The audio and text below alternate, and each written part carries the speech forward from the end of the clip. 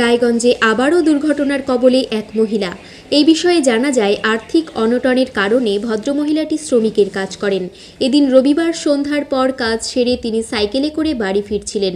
তার বাড়ি রায়গঞ্জ ব্লকের ছত্রপুরে। রাস্তা পারাপারের সময় এই ঘটনাটি ঘটে।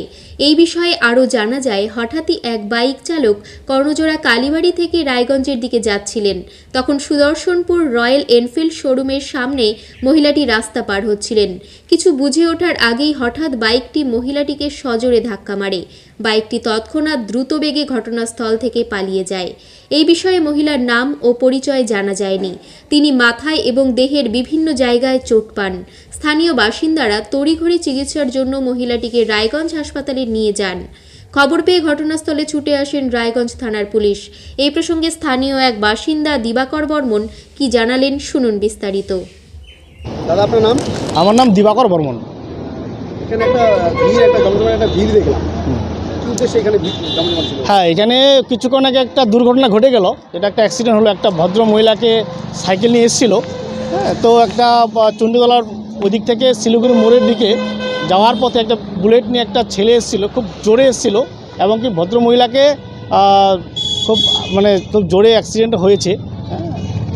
ভদ্র মহিলা কি পরিচয় জানা গেছে? না, এখনও পরিচয় জানা যায়নি। তো সাইকেল নিয়ে এসেছিল, ওনাকে এখনও পরিচয় জানা যায়নি ওনার। কি হয়েছে, তার কী পরিস্থিতি ছিল? না, খুব খারাপ পরিস্থিতি আছে। হ্যাঁ, তাকে হাসপাতালে পাঠানো হলো। সেই বুলেটওয়ালা কোন দিকে যাচ্ছিল? না, শিলিগুড়ি মোড়ের দিকে যাচ্ছিল। তাকে কি ধরা হয়েছে? না, ধরা হয়নি।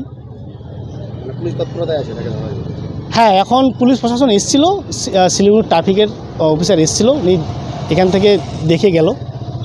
কী বলবেন, এই ধরনের প্রায়শই এই ধরনের ঘটনা হয়ে চলেছে? হ্যাঁ, এখানে প্রায় এরকম দুর্ঘটনা ঘটে। এখানে টার্নিং পয়েন্ট তো, আর বিশেষ করে পুলিশ প্রশাসন বা প্রশাসনেরকে এই বিষয়টা দেখা উচিত।